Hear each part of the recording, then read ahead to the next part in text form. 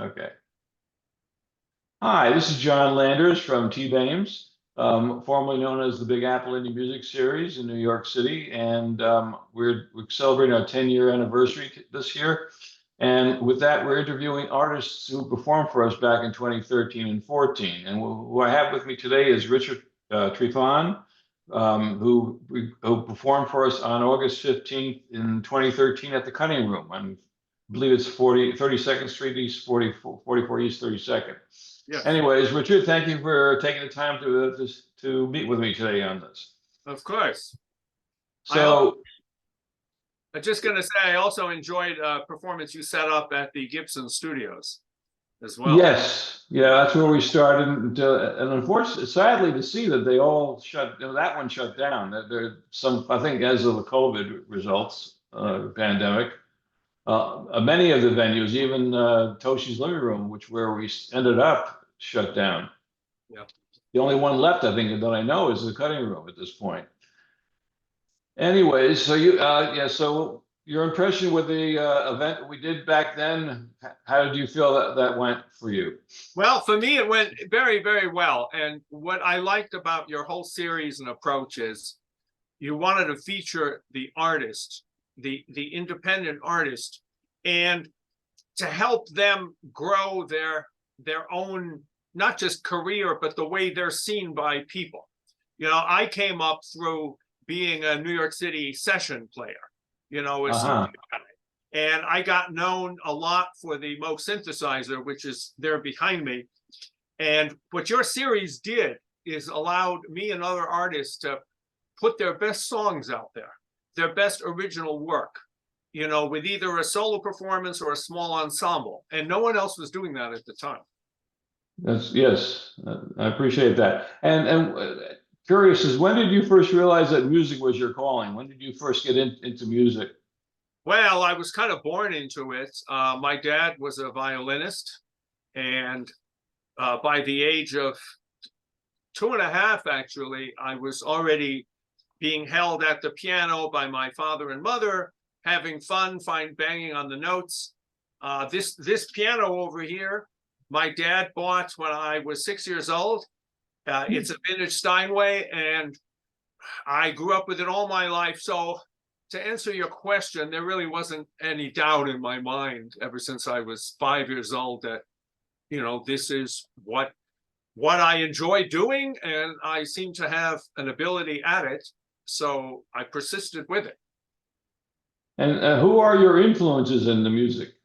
Well, first, of course, it was the classical composers. You know, I went to that Juilliard music school, Mozart, Beethoven, Wagner behind me. But then in the popular music, I was very impressed with Emerson, Lake and Palmer. I was very impressed with the group Yes. These are kind of British progressive groups. Genesis. Mm-hmm. These were very fascinating to me because they were taking the kind of technique I learned and putting it on the stage. And not only for keyboard, but for guitar and for mellotron and other electronic instruments, such as Dr. Robert Moog, who, you know, taught at Columbia and invented the electronic synthesizer. This was a great time for me, and my influences were very much from the English progressive music, I would say. What would you say have been your challenges in getting your music career started, if you had back then, and compared to what it is like today? Well, back then, I thought it was a challenge, but I actually took a leave of absence from Columbia University to tour with Natalie Cole. That kind of just fell into my lap, and you know, I'm still in touch with the very guys who formed that band.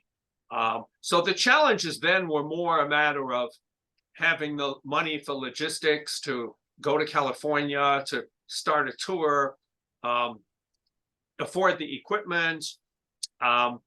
Those were the kind of challenges we had in the old days. But as time goes forward, the challenge then becomes, how do you get seen for what you do your best? How do you break out, or not just break out, but how do you move forward from the original reputation you had as you want to grow? Just as Yes. the Beatles started out as four guys, singing songs, girls, love songs, and John Lennon wanted to grow. He wanted to write songs about the world condition, hunger, Yes. famine, Bangladesh, India. So it's the growing part that has been the biggest challenge. Very cool. Yeah. And how do you find the music industry today since the inception of the internet? How do you see that transition? Well, the internet, of course, the internet enables everyone, including myself, because I can share music tracks with other musicians who live in other parts of the world. And however, the downside has been that the internet and the proliferation of digital recording has encouraged a lot of people, not all studied in music, to assemble songs and hits by sampling and taking bits and samples of music and stringing them together with a beat and then calling this a song. This, of course, is legitimate because if their audience likes it and goes to see them and buys the CDs, of course, it is legitimate. But for me, the struggle was, how am I going to use the internet age and still come across as a performer, somebody who doesn't just think of music in his head, but can play the whole thing from start to finish without a lot of editing, which, Yes. so that's what the internet did. The internet enabled the kind of production which was assembled by taking pieces of sound and stitching them together.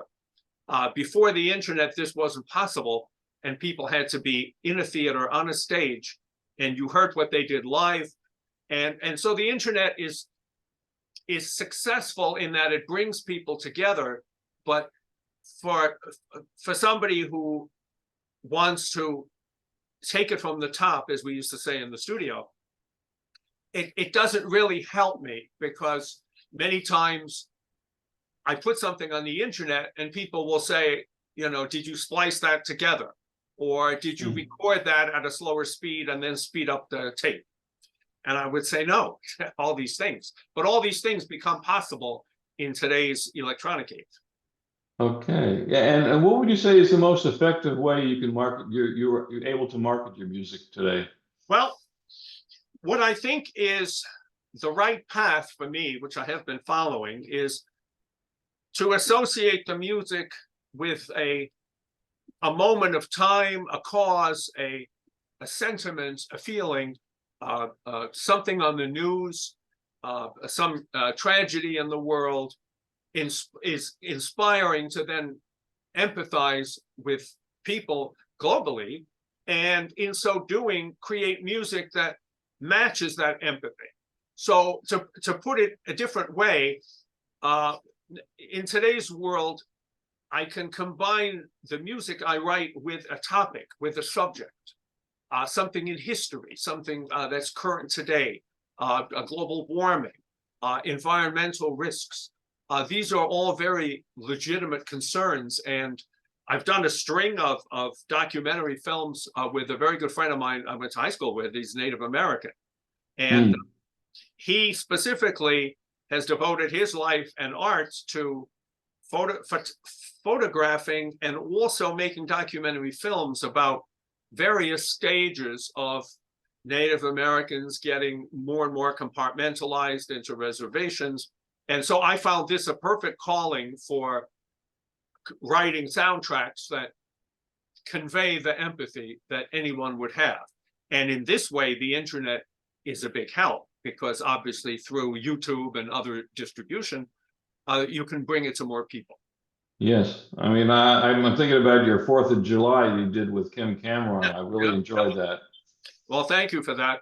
That's a perfect example of something I was lucky to do, meeting Kim and coming up just kind of collaboratively with this concept of using a holiday and trying to get all of us to think a little more about the holiday, how it started, what it celebrates, and in so doing, get some patriotism going, as well as having a good time. And that went very well. And thank you for remembering that piece. I think it's almost 10 years since we did that. Yeah, I did recall that. And also, what social media sites work best for you? Well, for me, this is always a point of debate with copyright attorneys, that sometimes someone like myself isn't encouraged to put something on social media until it's really finished, until it's perfect. And now, as we all know, the perfect should not be the enemy of the good. Sometimes it's more smart not to disregard that advice, but to put something in a social media platform and calling it a draft of a song or a draft of a soundtrack. Because in so doing, I've actually gotten feedback about it, which has helped me perfect the end product. So in this way, social media can be useful to the artist. Just your average Facebook, your average WhatsApp, and of course YouTube, and then putting songs up on Amazon Music or Spotify. These also have great distributions. So it puts the focus on and the responsibility on me as an artist to come up with something interesting. Not just interesting to me, but interesting to all of you out there. Right, right. So, what are you working on today with your music? What's your current projects? Well, right now I'm writing the second opera that I've written, because one of the ways I wanted to combine the music with, as I was alluding to before, kind of a story or the drama, is in the operatic realm. And in the first opera I wrote, there's a time travel aspect to it. It's a silly story which I wrote because I'm not an author, but I wrote a story that starts in the Renaissance time and it ends in the future, about 200 years in the future. And I purposely did this so my music style could start with the more orchestral kind of timbres and then evolve to the more, synthetic electronic textures, which we have today and also in the future. I give some renditions of where I think it might go. So Very that's cool. the first opera. And now I'm writing, the new opera is about Crazy Horse, the Native American Sioux, Indian chief who tried to unite some of the tribes west of the Missouri River and stop the advance of the European settlers. He's a noble guy. He has a great legacy. They've carved a statue of him in the Black Hills of South Dakota out west. And I found him to be a perfect example of a very worthy subject, to which I hope I can bring more attention to him as a person, as well as to how I come up with the right sound and music to describe, the events of his life. Well, and I was reading your bio online there, because you mentioned too that not only did you record and tour with Natalie Cole, but the Village People, Bette Midler, Stan Turrentine, and a host of others, which I think is amazing. What was that like for you to tour with Bette Midler? Well, that's one of the longest tours I'd ever been on. It was about a year and a half. And it was interesting for me because we really ran the whole spectrum of small halls and great big arenas. We started at the Dorothy Chandler Pavilion in Los Angeles, and we played at the Cleveland Music Hall, which is well known for music. And an executive from Atlantic Records had come out, Arif Mardin. He had come out personally to supervise the live recording, which was made out there in Cleveland. And the touring was very much fun. And as far as playing with Village People, I played on 3 records. And it was Felipe Rose from Village People who introduced me to Kim Camera, who I alluded to earlier in the 4th of July song.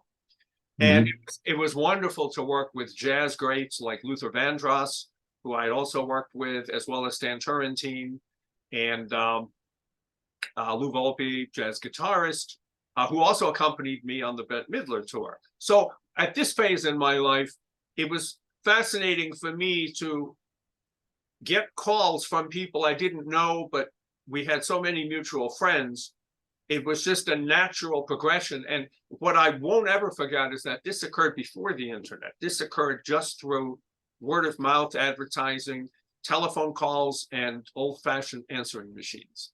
This is The good old days. the good old days where the technology really worked. In New York, we had a company called Radio and TV Registry. It was a register of all studio musicians who played on radio and TV soundtracks, commercials, and so forth, as well as all albums of celebrities. And this company would find you wherever you were. We all had pagers before mobile phones. So again, with the right mindset and a couple of companies seeing an opportunity to unite artists with providers and unite artists with the audience, we do better today, but we did quite well with the older technology as well. I can see that. Well, I appreciate this time with you. And is there anything else you'd like to share with our audience before we finish on this interview at this point? Well, I would encourage and ask you to please continue what you have been doing, because the concept of uniting independent artists in whatever venue they feel they put their best foot forward, I think is what artists need to overcome the usual challenges of getting an agent, having a good manager, or getting out of a contract with a manager. Your approach was very grassroots. Your approach leveraged the technology we have at each year in this time. And as well, through your events, I met other artists who normally I wouldn't have interacted with, but I also became fascinated with how they came to be on the same stage as us. Yeah, I always encourage the artists in our showcases to always, connect with each other, because that's the creative process. I mean, that's all part of it. And I really appreciate this, Richard, for your time. And I'm gonna pause this for a second and say, hold on, and then we'll come back. All right.